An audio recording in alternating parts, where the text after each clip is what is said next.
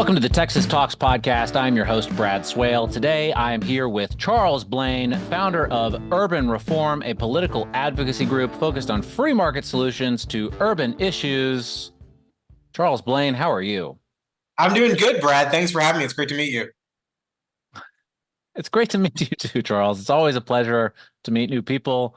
It's great to be able to do things like this podcast, talk to people, intelligent people like you who are well-informed and have smart opinions about what's going on in Texas. And today, I think we're going to be talking about public information requests, FOIA, transparency in government, which I think is, I don't know, we could all use a little bit more of, I think. So before we begin, just tell us a little bit about urban reform. I gave a really brief explanation, but I'm sure there's more to it than that. Of course there is. I mean, and PR requests are something that we do a lot at Urban Reform because the goal is to get more people more information about what's happening in local government. And so a large part of what we do is put out information about what's happening in city councils, commissioners' court, school districts, mainly in the Harris County, Houston area, but if things pop up elsewhere, we do that as well. And so we try to get people more informed about what's happening so that they can get engaged in the process. And we promote free market solutions to urban issues. So as we know, there are plenty of urban issues in a lot of our major cities. And so we kind of try to look for free market solutions that either other cities are doing or that maybe they're not doing, but that we can promote.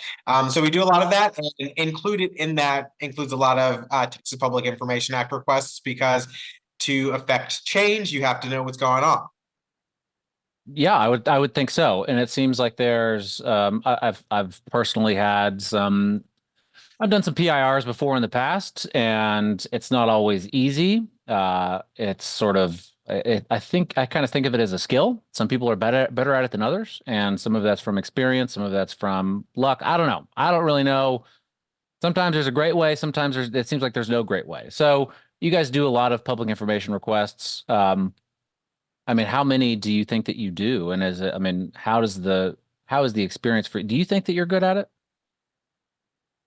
I mean, you think you're good at it and you think you get it down, and then you request another entity or a like subdivision within that entity, and then you realize that you're not as good at it. So I don't know. I like to think I'm good at it, but I don't win. My win rate is pretty horrible.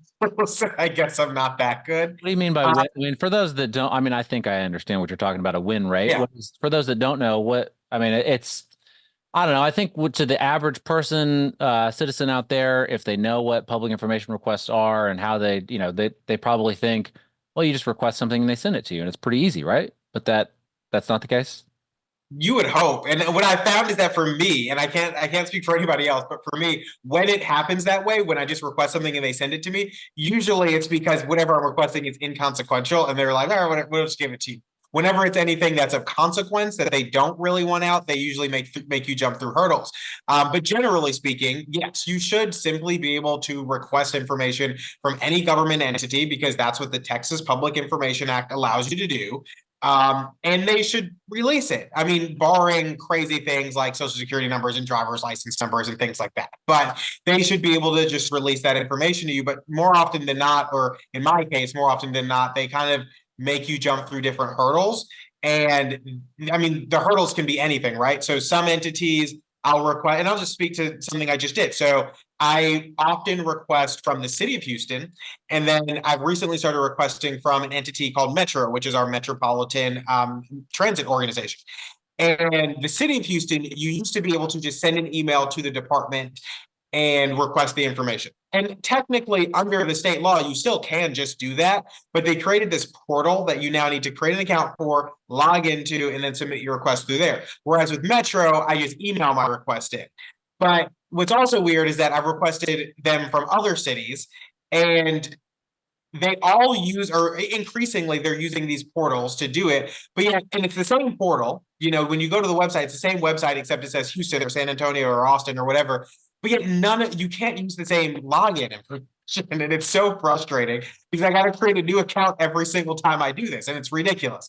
But anyway, that's a personal gripe. But yeah, they make you jump through a lot of hurdles to get the information. You need to sometimes re-clarify it. You need to specifically know what you're looking for so that you can ask for that. And a lot of times, if you're looking for something, you don't know specifically what that document is, and you're trying to kind of just ferret it out.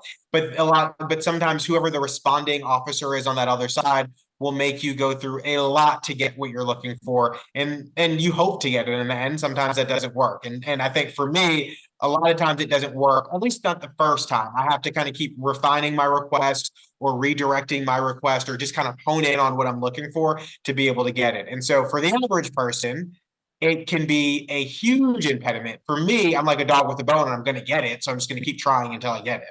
Yeah. So, you say that you sort of have to ferret it out. Like, what do you mean by that? Like, it's you put in a request, and like I said, I think the average person maybe thinks, I'm gonna ask, I don't know. I'll use a local example. I don't just a totally made up scenario. I want to know what Kirk Watson, local mayor here in Austin, Texas, there's a big vote coming up next Thursday on the Home 2 initiative. I want to know, I don't know, what he's been emailing about that or whatever. Right. So I say, I want to know. All right, I send a request. I want Kirk Watson's emails about the Home 2 initiative. What would you predict would happen if I did that? What would I predict would happen? I think they would respond with a lot of requests for clarification. A lot of times when I've done that, where I've sent an email saying, I would like we're going to use Home Initiative, but we'll say City of Houston. Home Initiative for our current mayor, John Whitmire, everything he said in an email. I will get back an email saying, well, you need to clarify to who and from who. And I'm like, okay, well, to and from John Whitmire to anybody else. And then they'll be like, okay, for what period of time? So you put the period of time. Then they might say, instead of just saying names, you need to submit email addresses for the people that you're talking about. And so I've got to go find email addresses to then submit those so that they can search. Now, you don't have to do all of this, right? Like if you are a responding officer and you work for the city or whatever department's being requested this information, you don't need to make the person do all this. There's no need to do that. That is if you choose to make them do that. And a lot of times they choose to make you do that. And so a couple of years ago, I was requesting a record for a report that was done by the city of Houston, and it was the Office of Business Opportunity. They were doing this report to check how the status of the Minority Women Business Enterprise Program, so small business minority program. And they did this report and they hired an outside consultant to do it. And they decided not to release it. So I was like, well, I'm curious why they didn't release it. So let me open records request the communication surrounding it. So I knew the name of the outside vendor that they used to do the report. And I knew the name of the specific point of contact at that outside vendor. And then I knew who the responding agent was at the city of Houston who headed up the Office of Business Opportunity. So I said, can you give me the emails between this vendor and this person at the city of Houston? They responded, well, you need to give us the email address. So I had to go and find the vendor's email address, the woman, her email address, and then submit it to them, and then refine the request and talk about what period of time. Then not only did I have to talk about what period of time I wanted the emails, but I had to give them the period of time for which that report was created. And eventually I got to where I needed. And then they ended up appealing it to the Attorney General anyway. So I'm still waiting on that. But they make it hard a lot of times. And on the flip side, though, sometimes I've requested information and I've been as vague as you possibly can be, and they turn over the information. And that's what lets me know that it just really depends on who you get on the other end, if they're going to make your life miserable or if they're going to make your life easier when it comes to requesting. I wonder also if it has to do with I don't know, the perceived sensitivity of the information, right? So in my scenario where I'm asking Kirk Watson for all of his emails regarding home, this has been going on for well over a year at this point. So if I did that, I think that maybe people don't understand that it also costs money, right? That it can be a lot of money. I'm sure Kirk Watson has sent, I don't know, thousands of emails, or he's received like to and from and all this other stuff. I think that it could come back with a rather large price tag.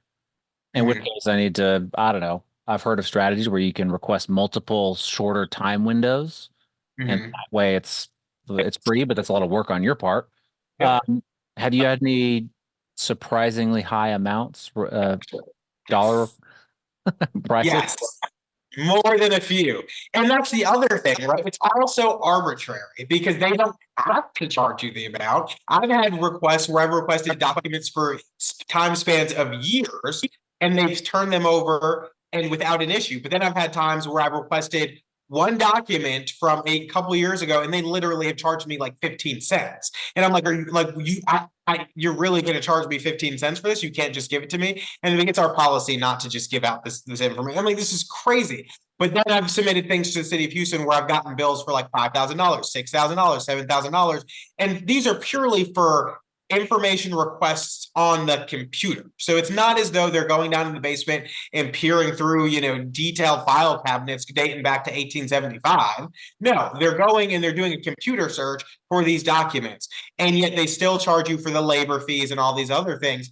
But it is really arbitrary because they don't necessarily have to. And that's an internal policy some agencies and entities have.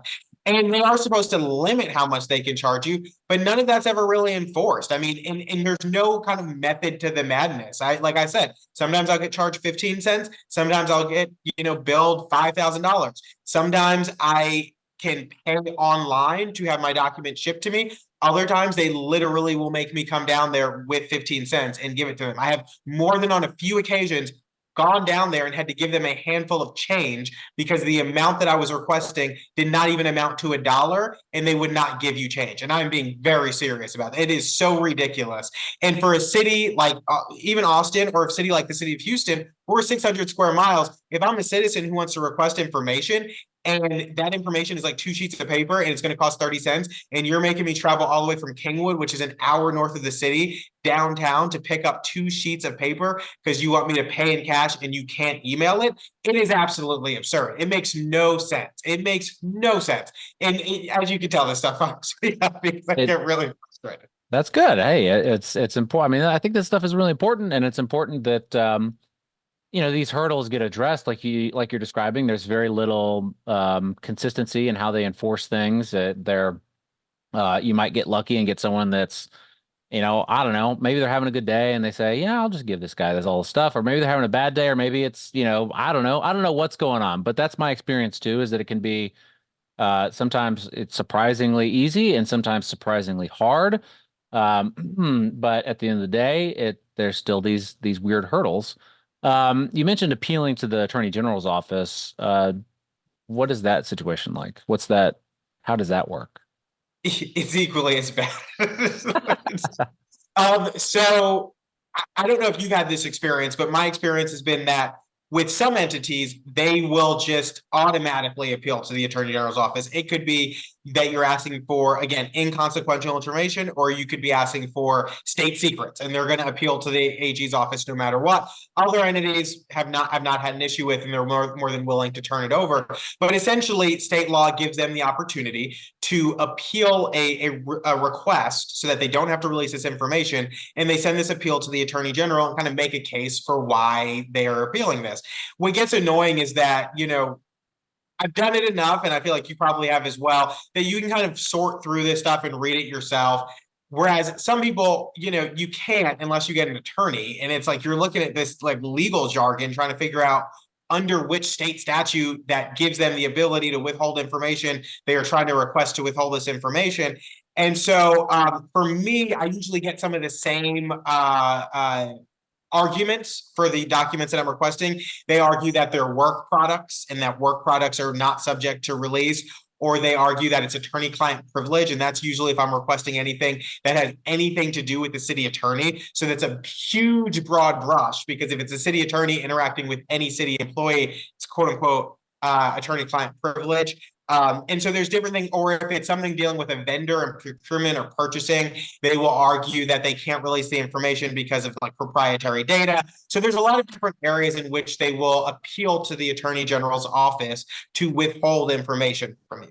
And my experience has been that more often than not, like 99% of the time, the Attorney General's office does side with that local entity and allows them to withhold that information for various reasons, and I've gotten lucky at times and have them encourage or order the local government to turn that information over. But then in situations like that, where they order it, the local government will sometimes just not do it, and then the Attorney General's office doesn't do anything. I currently have a request that I submitted in 2021 to the Houston Police Department.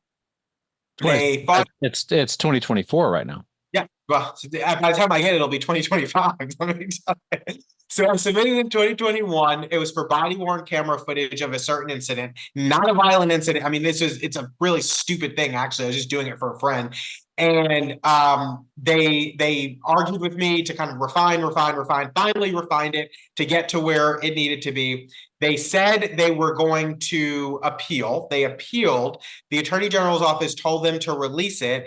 They said, okay, so they charged me, I paid, and then I never heard from them again. And then I'm and I'm emailing every like 3 to 4 months. I'm emailing like, hey, you're gonna release this.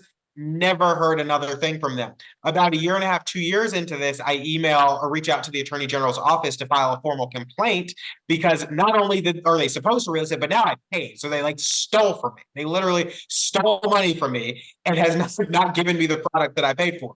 The Attorney General's office said they opened an investigation. Never heard a thing. Follow up with the Attorney General's office probably about 3 or 4 times up until this point. Have not heard a thing. So not only will the responding officer at HPD, who is in charge of public information, just not answer me on this case, but I'm not getting an answer from the Attorney General's office despite having paid. Now, granted, it was like $5. Like it wasn't breaking the bank, but nonetheless, like I paid the money to get this document. The state law enforcement officer told them they must turn this document over, and they have refused to do so, and there have been no repercussions for it. Well, I mean, it's the principle of the matter, right? Even if it's $5, you paid for Yeah. it. I wonder, you're doing all this electronically, and sending emails, filing complaints, whatever, all that stuff. You're not actually going to the AG's office. And as you're describing this, I'm wondering, like, okay, well, why doesn't Charles Blain just go down to the Houston police station headquarters and, find that person and talk to them in person? And Mm. actually, as I'm thinking that, I don't know how easy that would be. Like Yeah. they can easily ignore an email, and as you are describing, um, but how easy is it to find the right Like, can you talk to a person in person? Can you call? Are they easy to contact in other means? No, not at all. I had to on that specific one with HPD. One, I'm not getting in there unless they like let me in, right? Because it's the police department, and so you're not getting in unless they let you in. But two, There's a different way to get in. well, that is true. If I gotta play chess here, so, but two, I had to actually go out. So the system, when I submitted it, they responded to me. They respond from an email like, I'm just going to say like open records at hpd.org or some Sure. houstonpolice.org, whatever. I had to find, but they had a signature. So I had to find this individual in the city directory so I can get their direct email address, hoping that if I sent a direct email, I would get a response. Did not happen. Called the number associated on the email, got rerouted, ended up leaving a call. Kind of same thing happened at the AG's office where I submitted the complaint. I did hear back on my initial complaint, and I responded to that, never heard again. And so I tried to call the number that was on the signature, got nowhere, left a message, never heard a thing. And so it's not easy at all. And I mean, and whether that's HPD or whether that's City of Houston, it's not easy to just walk in there and find these people or find where you can get access to them. Usually, the only time I've been able to kind of directly interact with them face to face has been when we spoke about how you get records, but there's an alternative, which is if they do have a lot of records that cost a lot of money, you can go in and inspect them yourself and tell them which ones you want. That has been the only time that I've been able to actually see somebody face to face, is when they've given me like a large variety of records and they say, we've got all these. Do you want them, or do you want to come inspect them in person and decide which ones you're looking for? That's been the only time I've been able to interact with them. Other than that, it's impossible to find them in person. Or when you need to give them 15 cents in person. Well, oh yeah, well then there's that too. Yeah. There's that too. Yeah. So, I wonder why this isn't and I'm curious to hear your thoughts on this, why this isn't a bigger issue, right? I mean, this is the government at all levels are doing things in your name, on your dime, and you don't have a whole lot of say in that. Yeah, I guess you could go vote and maybe a different person gets in, but then it's the same problem. Right. They're doing it in your name with your money. Why isn't this a bigger deal? I would think that, I don't know, like surely locally here, the Austin American Statesman, the paper of record in Austin, Truly they butt up against this stuff as well, but I don't really hear anybody, I don't know, complaining about it. It seems like people like you or other citizen journalists out there that are trying to sort of find this information and release it out to the public as urban reform wants to do so that people can make more informed decisions. Why isn't the media getting involved? Or maybe they are, and I don't know about it. I mean, I think here and there they do. It only seems like they get involved when they get really slighted on something big they really wanted. But this, I know I've spoken to journalists here locally who it happens to all the time. They don't cover it. In and of itself, it should be its own story. But yeah, they don't really cover it. And I don't know why. I mean, maybe it's in part because they feel it's kind of like a similar situation with journalists who cover mayors and city councils and things like that, how they're disinclined from reporting negatively on them because then they hope that then they the likelihood of them not having them access to them and getting information increases, so that if they report favorably, they're still going to maintain access and get slid information under the table. So maybe the same thing happens when it comes to open records requests, where they don't want to report negatively on the broader system because then it might make it harder for them to get the requests that they do want down the road. I don't know though, but it should be something that's a bigger deal because it is impossible, not impossible, but near impossible to truly get information that you want. And if you're an individual, not someone who's working with some sort of political advocacy organization or a newspaper, and you don't have the resources, legal or financial, to fight it, to get it, then you're really not going to get it, because sometimes you will be fighting with them for 3 years in this instance to try to get this information. And so, it is an issue. I don't know why it's not reported on, more loudly. It certainly should be, and I think if it were, we might see some change on it. But I think I'm going to keep talking about it because it's so frustrating, and I just want to get this thing fixed. Yeah. I mean, I think that your assumption about the local reporters and stuff like that that cover the city halls and mayors and everything, I think your assumption is probably correct. They have that inside line already, so they might not have to go through the process, maybe. And if they were to report negatively, they would lose access. So it Mm. seems like, assuming that's true, and I think it's at least directionally true, that because of the way the system is set up, it actually favors it disincentivizes actual reporting, Mm. real actual hard hitting reporting, unless the story is just really big, because then the local papers, well, they got to be nice, so they can't actually tell you, what's really going on, because then they lose Yeah. access. I think that's probably a problem. I Uh, think so too. And I think if you look at some of the information they get, what I've started to notice more recently is that a lot of times when you're looking at whether it's TV news or print, when they get documents, they're more often than not leaked than they are through TPIA. And the average person doesn't generally have like inside sources at City Hall or wherever where they're going to be getting leaked documents like that. And so I'm starting to realize that more often than not, that's their access or that's their ability to get them, probably because the TPIA process is so broken. yeah. So I want to ask you, is there a distinction between the information that you want and the information that you get? Does that make sense? Yeah, oh yeah, for sure. There definitely is. Because here's the thing, while I'm complaining about this process, I can submit 100 records requests in today and get information. It just won't be information that's useful. Like it's like no one's going to care about it. And so I can get information. It's usually information. The information that I'm able to get is not information that's particularly noteworthy or that the entity feels is going to be damaging to them. And then also there's the flip side of that where I get information that um where I will request something and I think it's very clear what I'm requesting, but then they send me something different because for whatever reason, I don't know what the motive is, but they will send me something different that is like slightly related and it could be confused to be the same thing, but it's not. And so, yeah, I do run into instances like that. And so, yeah, it happens on both sides. Yes, I get plenty of information that I don't want that I didn't directly request in lieu of information that I did request.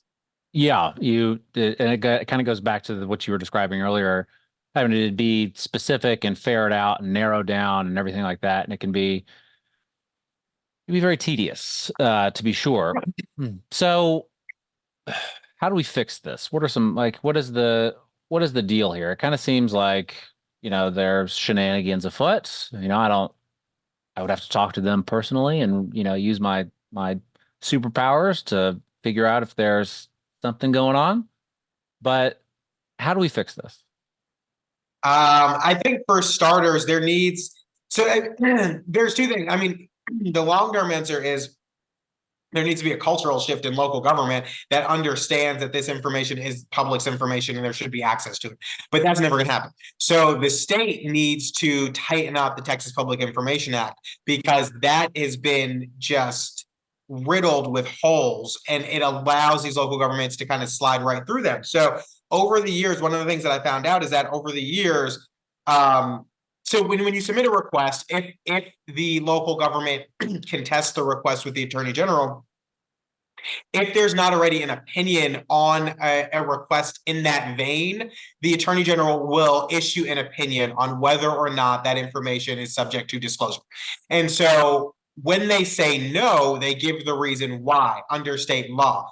And if you look, you can go on the website for the attorney general's office and you can see all the opinions submitted by or released rather by Attorney General Paxton, all of them released by Attorney General Greg Abbott, all of them released by Attorney General John Cornyn.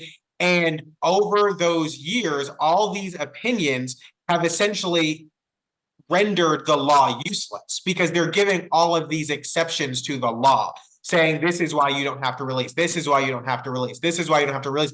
And so a lot of times what happens now for me is when I request something, they will just go pull up an old opinion and be like, this opinion was issued on this issue, and so you don't have to release it for this.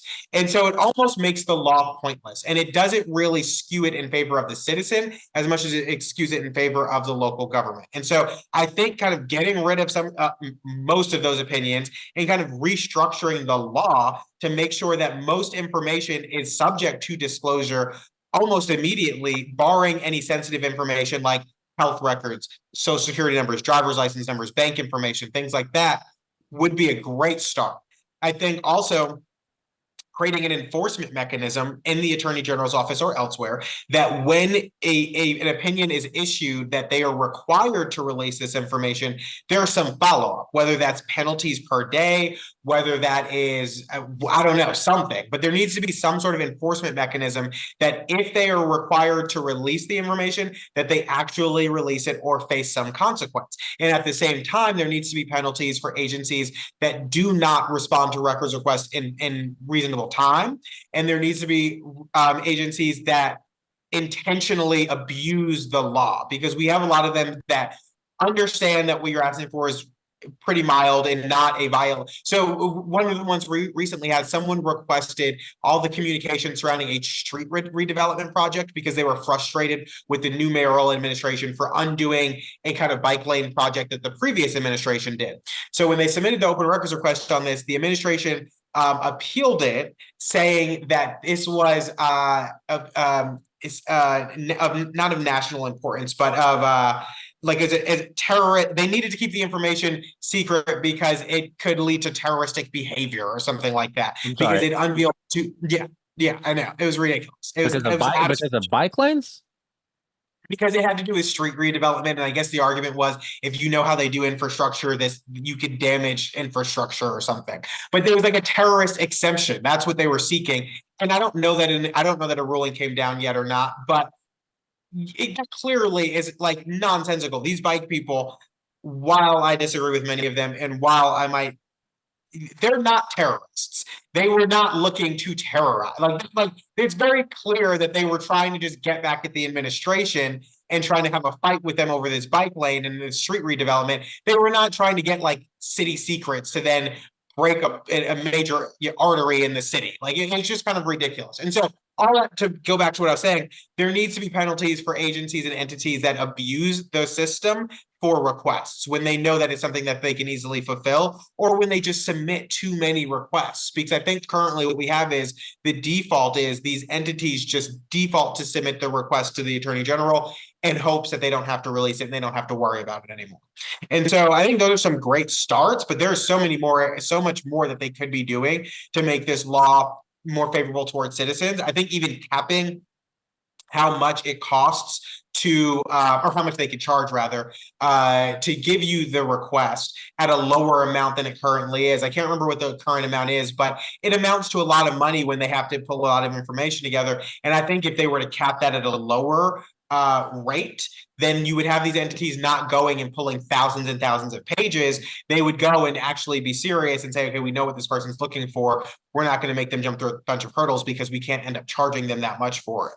And yeah, and making it easier for people like us who do get charged to be able to get those charges waived, because there is an argument that you can have the charges waived if what you're trying to get is for the public good. And I know a lot of media entities try to use this. It doesn't always work. And I think it's like kind of up to the agency to do it, but to make it easier for you to get those charges waived, because ultimately we paid to produce the document, whatever the document's about, we paid to get that done. We're paying the person who's collecting the document. We're paying for the computer that you're using to interact with this request. So why are you now also making me pay for the information that I already paid for 1.5 million times? And so if there was an easier way to make those costs waived for individuals, and that's really for just people who are living somewhere who want to know what their local government's doing and don't have $1,000 to pay for them to go pull that information. And I think that's probably a bigger problem in some of the more rural areas, because they don't have these automated systems and these computerized systems. I mean, they have computers obviously, but a lot of the information is still maintained like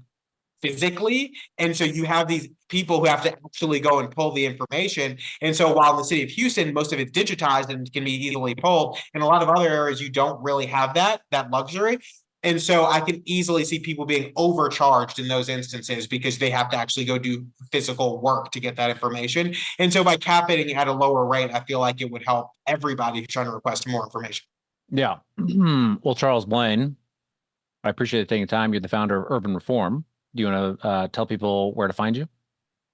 Yeah, you can find me on Twitter. That's where I love to just yap. And so you can go find me at CJBlain10. Or you can just go look at urbanreform.org, urbanreforminstitute.org. All of our information's there. But if you look at urbanreform.org on all social medias, you'll see the information we put out about local governments. Most of it is video content about what's happening. And so you can digest that if you are interested in seeing what's going on. Awesome. Well, Charles Blain, thank you so much for taking the time. I appreciate it. Thanks for having me. It was great. Great to meet you.